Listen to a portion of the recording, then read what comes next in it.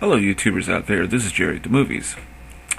As some of you know, I often interview people in show business, and a few months back I did interview a former Hollywood-stuntwoman and stunt coordinator, Leslie Hoffman.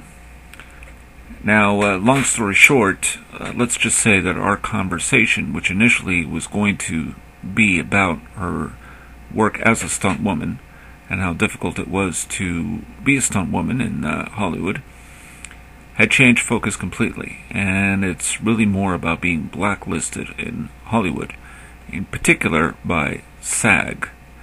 Now, women almost never get treated fairly in the workforce, and that's a known federal government fact. Stunt women get treated even worse, while the federal government, the producers, and the Screen Actors Guild turn a blind eye towards this situation. Case in point would be someone who was treated, probably no one treated clearly with as much malignance as stunt woman Leslie Hoffman, who has been blacklisted by SAG through its past members of the board of directors, including certain stuntmen, some who, as stunt coordinators, hire the stunt people and the producers. Now, I've known Leslie Hoffman on the silver screen, as I'm sure many horror fans do, from her brief cameo in Nightmare-on-Elm-Street, the 1984 classic by director Wes Craven. Now, in that she played a high school guard who was actually Freddy Krueger. She taunts Nancy, played by Heather Langenkamp, in a dream sequence with the words, "Hey Nancy, no running in the hallway." Now, actually, Leslie Hoffman has also had a long run in the movie business as a stunt woman and stunt coordinator, performing stunts on TV series such as Star Trek Deep Space Nine and Star Trek Voyager, MASH, Emergency, Love Boat, Remington Steele, and many other film credits, including everything from 1976's 2-Minute Warning, which was her first union job that allowed her to join SAG, to The Naked Gun, where she did a stunt doubling for Queen Elizabeth.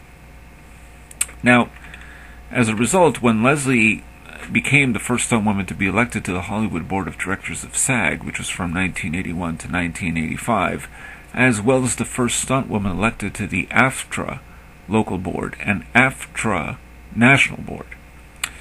Now, it was with the AFTRA national board where she and board member Howard Kane convinced them to create the category of stunt person. Now, these titles unfortunately came with more handicaps than perks. From the first day that Leslie was elected to the SAG Board of Directors position, she was vilified, lied to, and made to seem as if she couldn't handle the job single-handedly. Now, this was mainly due to her gender, thus she became blacklisted. And as she stipulated, due to the stuntman who was finishing out his term, as Leslie said, spreading vicious rumors about me, it seriously compromised my ability to work with the board of directors because many of those rumors tainted me. Edward-Asner demanded that a stuntman was brought into the SAG board, as the stunt groups requested of him at a meeting Asner set up at a restaurant/bar in Burbank to compliment me and to help me do my job, which is normally handled by one stuntman in the past, which is what Leslie basically dictated to me in our interview. Now, Edward-Asner, by the way, an actor and liberal activist, best known for playing Lou Grant, was president of SAG from 1981 to 1985, and did little to help Leslie at all. In fact, and I'm quoting here, his siding with the stuntmen's groups conveniently stopping me from being an advocate, Leslie that is, that could help stunt women, stunt people of color, and the independent Caucasian stunt men from getting jobs as well. Amazing to believe that anyone that was not in a stuntmen's group was fair game for the stunt groups to demand SAG to bring an independent up on charges, said Leslie, and sadly, she could not be protected. Rather, she could not protect the young performers and actors, as she would like to have kept them safe. And end quote. Now, Leslie Hoffman did her job perhaps too well, or maybe a woman doing this job is not what SAG had in mind. What is troubling is that she was elected by the SAG membership, and the nominating committee had chosen her as well. What did the nominating committee have in mind when they nominated her? Because the fact is that Leslie looked after and spoke out on stunts performed by everyone, not just stunt groups, but also independent stunt people, as well as actors. For example, she shortly after the Twilight Zone the movie tragedy, that resulted in the deaths of 2 non-union children working past certain designated hours, in fact working past 10 p.m. to be precise, and the death of actor Vic Morrow. Leslie was sent to Sacramento to represent SAG at a hearing that California wanted to change the child labor laws. Now, the California state attorney wanted a new Twilight Zone law passed that would say children cannot be near any rotors. Now, Leslie pointed out that it should be specific to helicopters, since rotors exist in cars, hair dryers, etc. And considering Leslie was the chairwoman of the National Stunt and Safety Committee and the co-chair of the Young Performers Committee, her expertise in this area of stunts should not have come as a surprise. Yet when it came to contract negotiations, the executive board went outside the norm by not originally sending the SAG director to New York. So instead of sending her, they sent a Caucasian stuntman. Now, the truth is that a certain SAG-promoted stunt group did not want Leslie speaking out on anything but stunts. I say certain because, due to an ongoing litigation, I cannot name certain names, and this is per Leslie's request. Now, since Leslie could not be a member of the male-only group, it was easier to remove her, so rumors spread that Leslie voted against everything this certain stunt group wanted. If Leslie likes the things that have been going for her with work, she should keep on being Asner's little girl. Maybe she's not planning on being a stunt woman anymore. Maybe she's going to be an actress, and then Ed can get her jobs, which was dictated from a letter written to Edward-Asner by then SAG board member Barry Howard. Now, 2 stuntmen assaulted Leslie with these words, while this SAG board member was standing next to Leslie at 20th Century Fox. Now, obviously, Asner was made aware of this verbal assault towards Leslie by reading this letter written by this board member. But unfortunately, once again, Asner sided with the stuntmen since he did what the stunt groups wanted. Which was odd, because Edward-Asner, being a liberal activist and looking after the rights of people who, let's say, have been wronged in any situation, and that goes for all types of people, really, you think he would have helped out Leslie, but that was not to be. Now, this discrimination continued on to the end of Leslie Hoffman's career by certain stunt coordinators who never hired her again. This was not due, though, to her lack of professionalism or knowledge in the area of stunts. Her crime was that she was a woman in a male-dominated field. Even when she went to the SAG attorneys claiming discrimination, they sent her a letter saying there was nothing they could do. Which is odd, once again, and I have to point this out because, this will be a future show topic for sure.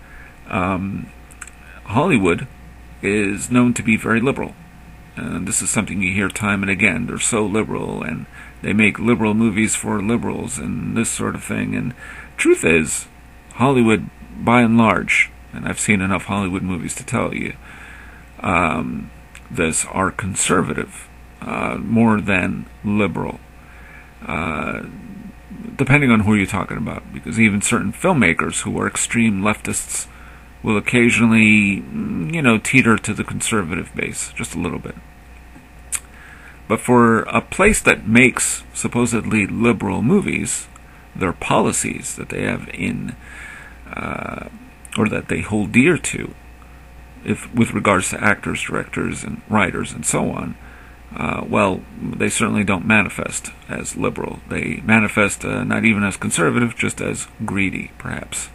And that goes through, goes for SAG as well. Now, moving right along, this kind of discrimination towards Leslie Hoffman shouldn't come as a shock to some, although it may to some readers. And especially, as I said, in an organization like SAG, the largest, one of the largest labor unions in the country. Now, consider these facts. SAG contracts for actors often eclipse actresses by more than half. For example, in 1997, SAG contracts for actresses exceeded by $472 million, whereas for actors it exceeded $928 million. Now, this would mean discrimination is alive and well, and the producers and the SAG headquarters do little to stop it. An interesting fact is that since the EEOC, the Equal Employment Opportunity Commission of 1964, stipulated that any company that received funds from the federal government is supposed to investigate any discriminatory acts and correct them. Therefore, the producers are violating federal government rules. Also, the producers and SAG since at least 1977 have the following so-called affirmative action clause in their contract that stipulates, when applicable and with due regards to safety, women can double for women and minorities can double for minorities. Now, this is clearly a statement that a Caucasian stunt coordinator must qualify women and people of color, but nowhere will one find in the codified 2005 contract, the last producer signed contract, that a Caucasian stuntman must be qualified. So a man can double for a woman by putting on a wig and paint himself black. This also makes it difficult for a stunt woman or a stunt person of color to advance to the position of stunt coordinator. So the EEOC violations, this is what SAG and the producers ignore. So anyway, I will continue. There will be a continuation, so it will be part 2 of Leslie Hoffman. So look for that on look for that link on this video page, and Jerry the Movies will be right back discussing the trials and tribulations of Hollywood stuntwoman Leslie Hoffman.